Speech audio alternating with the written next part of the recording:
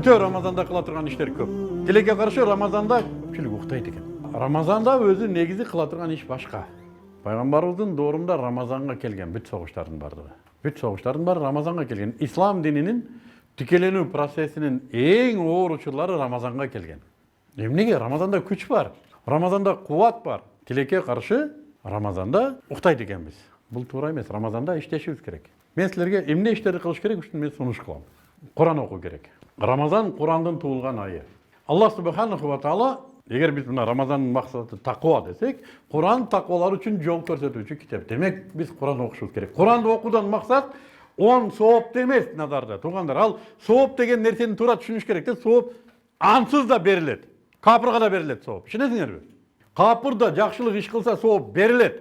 Аллах субханаху ва таала ар бир ишке, жакшылык ишке сооп берет. Соопту ниет кылбасаң да берет. Ошол иштин баасы магазинде жазылган этикеткасында эле сооп жазылып турат. Мен ушун сообун алайын деп ойлобосоң деле ошонун сообун берет. Сооп эмне өзү? Бул десе бир бейиштеги валюта. Бейиште биз иштете турган бир каражат ушу сооп. Капырга да берилет, бирок ал байкуш бейишке чыкпайт. Сооп калат ошо. Биз сооп ниетте кылсак эмне болот? Сообун алабыз, ниет кылбасак да алабыз. Ал Аллахтын уадасы. Бирок биз мынау жашоодо бизге пайдасы тие турган нерсени кылышыбыз керек. Мына ушул пайдасы тие турган нерсени кылганыбыз үчүн сообу бар. Куран мынау жашоого түшүрүлгөн китеп.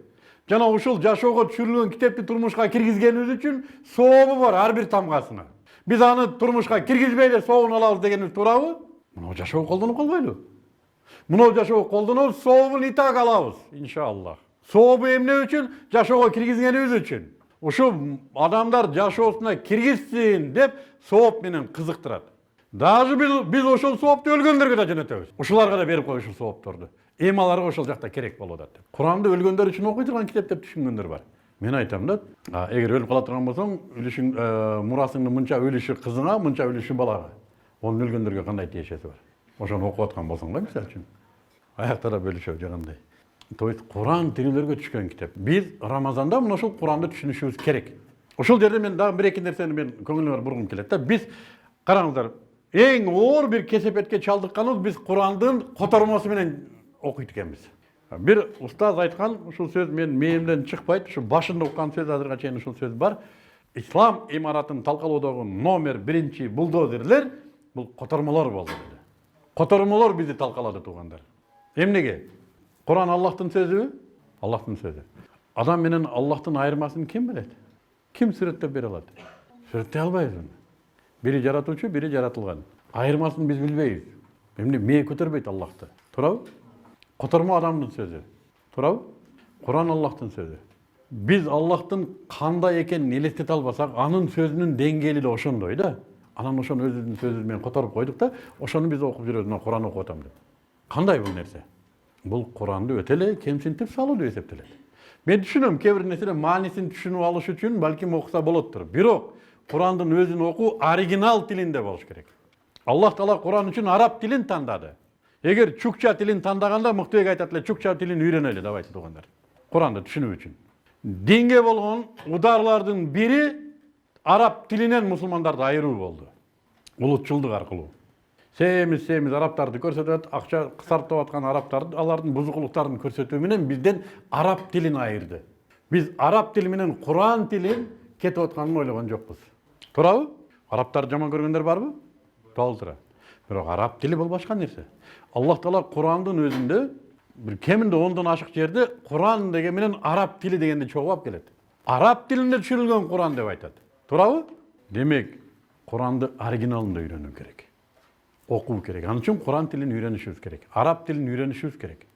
Араб тилин ачкан адамдар болсо, курстарын ачкан болсо, Аллах ыраазы болсун, биз жардамдашабыз, биз да окуйбуз ошол жерлерде. Мен ошо Аллах субханаху ва тааланын китебин жок дегенде бир аятын түшүнүп калайын дегенде, ак эткенден тагат Мисирге чейин барып окуп келдим ошол китепти. Жок дегенде бир эки аятын түшүнөлү деп. Аллахым эмнени айтып атат мага? Мага Мыктыбекке эмнени айтып атат? А көпчүлүк Куранды алымдарга түшкөн деп китепте ойлойт. Муну биз билбейбиз, эми алымдар билет да. Жок, бул бизге түшкөн. Адамдарга, жөнөкөй адамдарга түшкөн китеп. Биз түшүнүшкө мээбиз жетет муну. Алымды да менин эле апамдай аял төрөгөн. Муну жашоо бир жолу берилет. Мен үчүн ал жоопкерчиликти албайт. Рамазанда Куранга отурабыз тууган. Чукулап отурабыз. Бир аят болсо да бир аятты түшүнүп калайлы кылып, маза кыласыңар. Аллах сага өзү айтып аткандай сезесиң. Таратты кандай болуш керек? Тарат. Намаз кандай болуш керек? Намаздын фардары кайсы, мустахаб кайсы? Койчу илми хал. Үй бүлөбүз менен аткара турган минималдык өкүмдөрдү билишибиз керек. Шуну Рамазанда үйрөнсөк жеңил болот. Куранды 30 күнгө бөлүп коелук. Бүгүн биринчи күнү мынунча аятты разбор кылам, мынунча аятты жаттайм, мынунча аятты түшүндүрөм, мынунча аятты изилдейм. Шариятта мынау өкүмдөрдү мынау күнү, мынау өкүмдөрдү мынау күнү, мынау өкүмдөрдү мынау күнү. Хадистерди жаттайбыз. Жок дегенде 40 хадисти билиш керек дейт мусулман. Хадистерде чоң күч бар. Атайы 40 хадистер бар. Нававинин 40 хадис китептери бар. Мүмкүнчүлүк болсо араб тилинде жаттайлык. Оңой хадистер бар. Сираны үйрөнөбүз. Сира пайгамбарыбыз саллаллаху алейхи вассаламдын өмүр баяны. Мунуну ишенип коюңуздар, эң чоң ислам дининдеги эң чоң жоготуулардын бири пайгамбарыбыз саллаллаху алейхи вассаламдын өмүр баянын билбей калып турбуз биз. Мен азыр көп жерлерде жүрдүк. Ошо Арабияда дагы, Мисирде дагы ислам окууларында пайгамбарыбыз саллаллаху алейхи вассаламдын өмүр баянын үйрөнүүгө өтө аз маани берилет экен.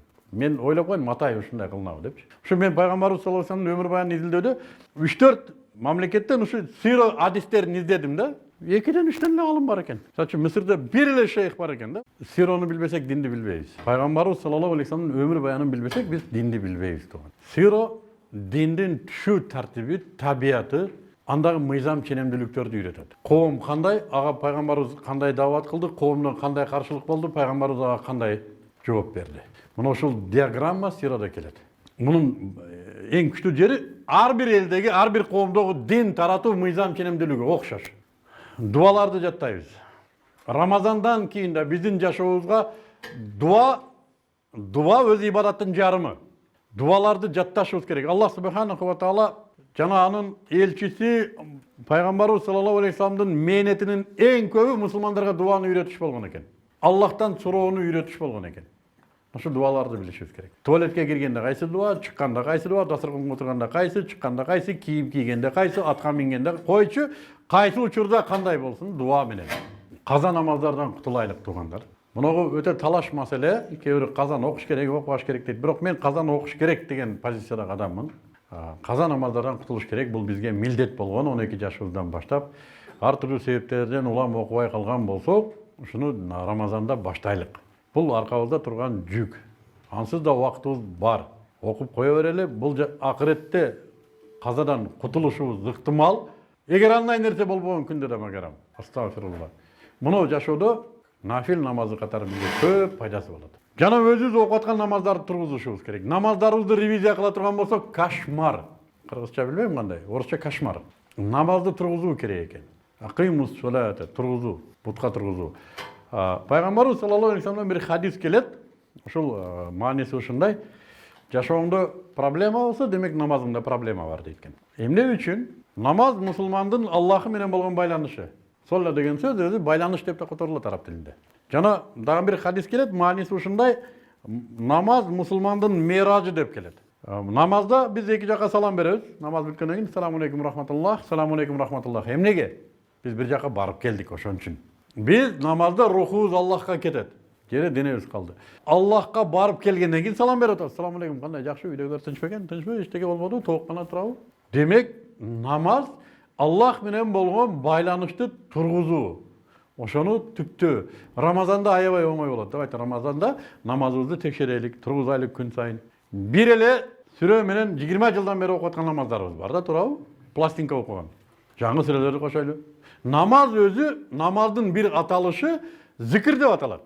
Аллахты эстөө.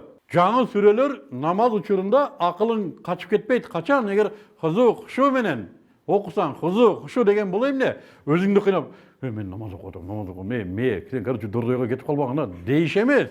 Качан окуп аткан сүрөңдү түшүнүп, анын үстүндө ой жүгүртсөң, ошол жерде сенин рухуң. Ошону хушу дейт. Зияраттарды кылабыз. Көчөгө да чыгыш керек болуп калат да. Жөн эле чыгып, тентип дайдыбай зияраттарды кылабыз. Ооруп аткандар болсо аларга барабыз. Тууган урукту бир карап коелучу, биз мына сотка деген нерсе өлтүрдү да бары жокту. Мени да өлтүрдү, тууганчылыкты да өлтүрдү. Эми живой барайлы, телефон чалбайлы.